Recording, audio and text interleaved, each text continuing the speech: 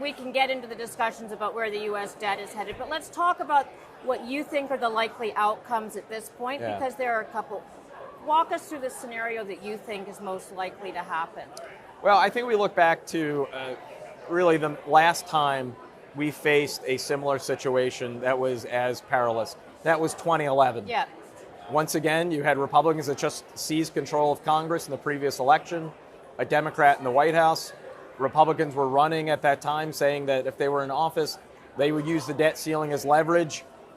In 2011, that ultimately got resolved. They did vote to raise the debt ceiling.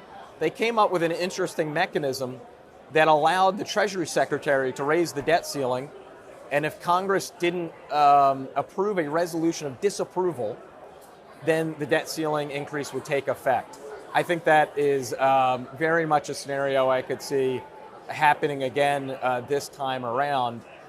It's just, I would point out though, it's not without some damage, and that is that in 2011, that Congress came so close to the deadline.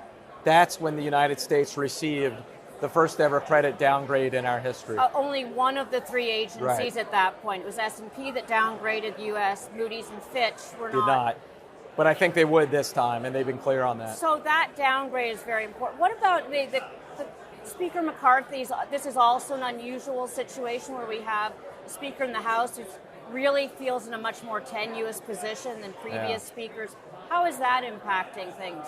You're right, because it's analogous in the sense Democratic president, Republican-controlled House, Democratic-controlled Senate. The exact scenario today that you had in 2011.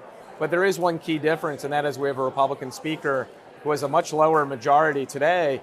And as we saw during that famous now, or infamous first week of January, when it took him 15 different votes just to get enough on his own side to elect him speaker, he does have less control over his caucus. That does make things more challenging, because if I'm negotiating with you and you commit to something, I want to make sure you have an ability to deliver that to which you just committed. There are questions about the degree to which Kevin McCarthy can deliver enough votes on his side. Well, and the degree to which the people who make those votes can basically save face with their electorate. We have some pretty extreme views, some would argue, on both sides.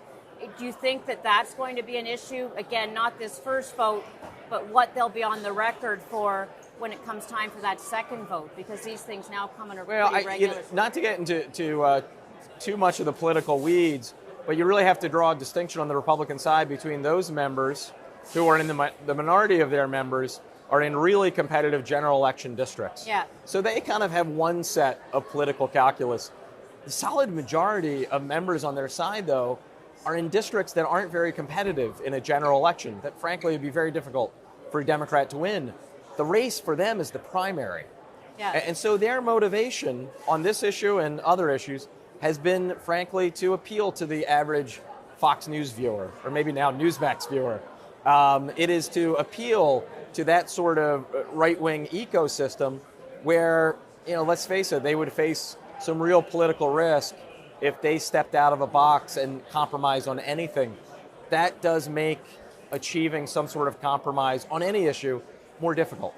Can I ask you, you mentioned something earlier I found intriguing. How much of this showboating do you think is related to, frankly, what can be very lucrative contracts with some of these networks? Because, what plays well on TV, and if you're somebody who's about to exit politics, that could be great. So there's a real difference here between the left and the right. And I'm not just saying that because I am a Democratic member. I think if you spoke to a media analyst, they would tell you the same thing, that on the left, there isn't really that, I'm not competing to try to host my own talk show. Yeah. I'm doing the job that I want to do, that I love. I have a master's degree in public policy. I've always wanted to do this. I've been a legislator for now 15 years. Yep. I take this subject matter enormously seriously, and I hope it shows.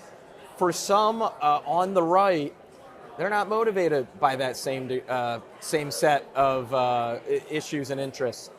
Some, as we saw during the speaker's vote, are far more interested in getting clicks and being active on TikTok and having a lot of followers on social media, and maybe one day hosting their own primetime Fox News show which would pay millions of dollars a year. There's no question that that was part of the dysfunction that we saw during the intra-Republican fight for the vote for Speaker that first week of January. So that does make things more complex. And I'll name names. I mean, we were talking about people like Matt Gaetz and Lauren Boebert and Marjorie Taylor Greene. You know, they don't play an active role when it comes to these sort of policy debates. They're out there, frankly, competing for as much attention as possible and not engaged in something like this. How important is this meeting that the president is having with the core congressional leaders next week? Well, it's a pretty normal thing when you're talking about what the budget's going to look like next year, because I think there has been a sort of, phony debate in some quarters of the media about the issue of negotiations. The reality is, even if the debt ceiling weren't coming up June 1st, suppose we had better than expected tax collections and the X date was looking more like next year. Well, the reality is, House Democrats, House Republicans, Senate Democrats, Senate Republicans, and the White House would have to work together just to pass the budget for the next fiscal year anyway. Yeah. We have until September 30th to do so. But rarely through an emergency meeting. So these negotiations are natural. They take place every year. They're normal. And so they're not extraordinary in that regard.